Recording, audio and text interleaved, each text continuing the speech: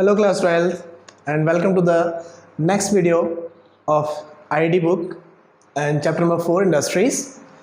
Last video में हमने industrial policy के बारे में पढ़ा था, उसके मेन फीचर्स क्या थे, इसके अलावा इंडस्ट्री की इंपॉर्टेंस वगैरह पढ़ी थी हमने, ठीक है। और इंडस्ट्रियल पॉलिसी रेजोल्यूशन 1956 के बारे में पढ़ा था कि उसके मेन इंपॉर्टेंट फीचर्स क्या क्या थे। अब आज हमने उसी चैप्टर को आगे कंटिन्यू करते हुए जो हमने उस पॉलिसी को बनाया था उसके एक तरह से वैल्यूएशन हमने करना है कि उसमें क्या क्या हमारे पास इम्पैक्ट्स रहे, उसके पॉलिसी हमने क्या क्या अचीव किया, और कुछ हमने एसएसआई के बारे में पढ़ेंगे आज, बिकॉज एसएसआई उसका मेन फोकस था इंडियन गवर्नमेंट का हमारी प्लानिंग के अंडर, जिससे हम अपनी इंडस्ट्री को डेवलप कर सकें, राइट। तो सबसे पहले जो स्मॉल स्केल इंडस्ट्रीज़ हैं उसके मेन फीचर्स क्या हैं, उसकी इंपॉर्टेंस किस वजह से ज़्यादा हो जाती है, उसके बारे में समझ लेते हैं। पहले सबसे फर्स्ट पॉइंट हमारे पास आता है लेबर इंटेंसिव टेक्निक। जो स्मॉल स्केल इंडस्ट्री है क्योंकि उसमें कैपिटल कम लगता है, इसलिए उसको हम कहते हैं this is the labour intensive industries. इस नाम से बड़ा क्लियर हो जाता है इस पॉइंट से कि ये एम्प्लॉयमेंट फ्रेंडली है, ये बड़े स्केल पर एम्प्लॉयमेंट प्रोवाइड करती है। और इंडिया के कॉन्टेक्स्ट में एम्प्लॉयमेंट की इंपॉर्टेंस को कितना हम ऑलरेडी समझ चुके हैं, बहुत ज़्यादा डिटेल जाने की जरूरत नहीं है। आप जानते हैं कि इंडिया जहाँ पॉपुलेशन बहुत ज़्यादा है, वर्कफोर्स बहुत ज़्यादा है, ऐसी इकोनॉमी के अंदर एक एम्प्लॉयमेंट फ्रेंडली टेक्निक का होना बहुत ज़रूरी है। सेकेंड पॉइंट आता है इसमें लोकेशनल फ्लेक्सिबिलिटी।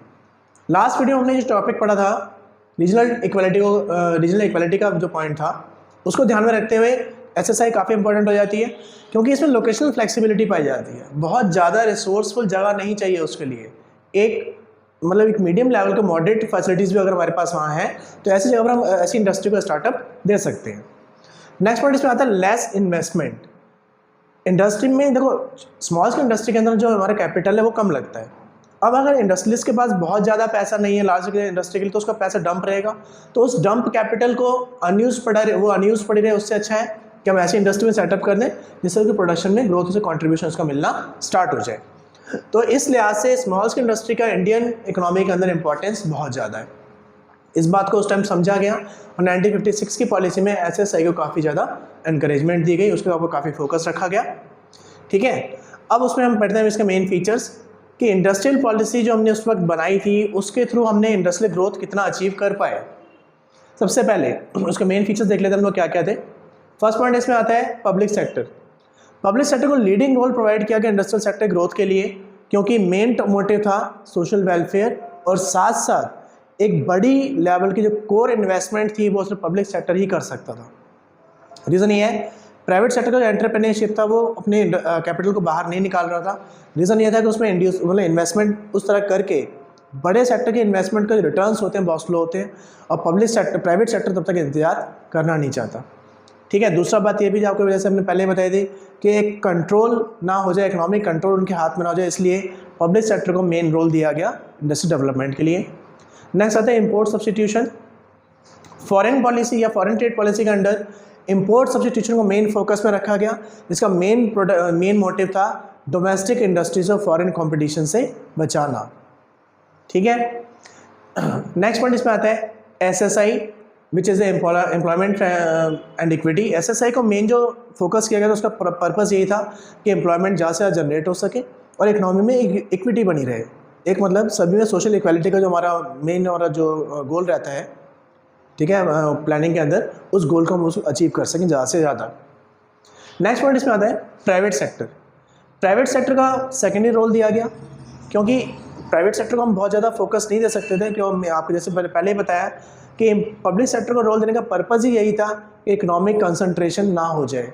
उसी को ध्यान में रखते प्राइवेट सेक्टर को रोल दिया गया जिससे कि वो भी डेवलप कर सकें, अपना कॉन्ट्रीब्यूशन दे सकें, मगर पूरी तरह कंट्रोल उनके हाथ में ना चले, इसलिए उनको सिर्फ सेकेंडरी रोल दिया गया, और उसके साथ भी लाइसेंसिंग परमिट को साथ में रखा गया जिससे कि उन पर कंट्रोल भी रह सके साथ साथ। नेक्स्ट पॉइंट इसमें आता है लार्ज स्केल इंडस्ट्रीज़ को हमने डेवलप किया मेनली इंफ्रास्ट्रक्चर डेवलपमेंट को बूस्ट करने के लिए, क्योंकि ऐसी इंडस्ट्रीज़, ये वो इंडस्ट्रीज होती हैं जो किसी भी इकोनॉमी के कोर इंफ्रास्ट्रक्चर को डेवलप करने के लिए बहुत इंपॉर्टेंट है, जैसे कि स्टील इंडस्ट्री है, ये सब चीज़ें हैं, ठीक है। तो ऐसी इंडस्ट्री को स्टार्ट करने के लिए लार्ज स्केल इंडस्ट्री को सेटअप किया गया जिससे पूरा इंफ्रास्ट्रक्चर डेवलपमेंट क्रिएट कर सकें, ठीक है। तो ये बड़ा हमारे सारे पॉइंट्स थे कि मेन फीचर्स हमारे पास क्या क्या थे, राइट। अब हम पढ़ते हैं कि इन सभी फीचर्स को ध्यान रखते हुए हमने जो कुछ उसमें फॉलो किया, जो पॉलिसीज़ बनाई, उसमें हमने क्या क्या अचीव कर पाए और क्या क्या उसके नेगेटिव पॉइंट्स रहे। तो पढ़ते हैं उसके आगे। सबसे पहले good effect of the IPR कि जो हमने नई जो पॉलिसी हमने बनाई थी 1956 में, उसके गुड इम्पैक्ट्स क्या क्या रहे। सबसे पहला पॉइंट होता है big boost to the growth. जो हमारा एनुअल ग्रोथ रेट था उसको बहुत बड़ा बूस्ट मिला और वो ऑलमोस्ट 6% तक राइज हो गया, जो उस टाइम ऐतिहासिक था, उससे पहले कभी यहाँ तक नहीं पहुँचा था ये। नेक्स्ट पॉइंट इसमें आता है डाइवर्सिफिकेशन ऑफ द इंडस्ट्रीज़ बहुत ज़्यादा डाइवर्सिफाई हो गई। इसमें आप समझ सकते हैं कि उस टाइम जो भिलाई स्टील प्लांट था, राउरकेला का स्टील प्लांट था, ऐसी बड़ी बड़ी जो कोर इंडस्ट्रीज हैं उस टाइम सेटअप हुई। और सबसे इंपॉर्टेंट जिसको हम कहते हैं सनराइज इंडस्ट्री इंडिया की, दैट इज़ इलेक्ट्रॉनिक इंडस्ट्री, ये भी उसी टाइम की देन है, ये उसी टाइम डेवलप हो पाई थी।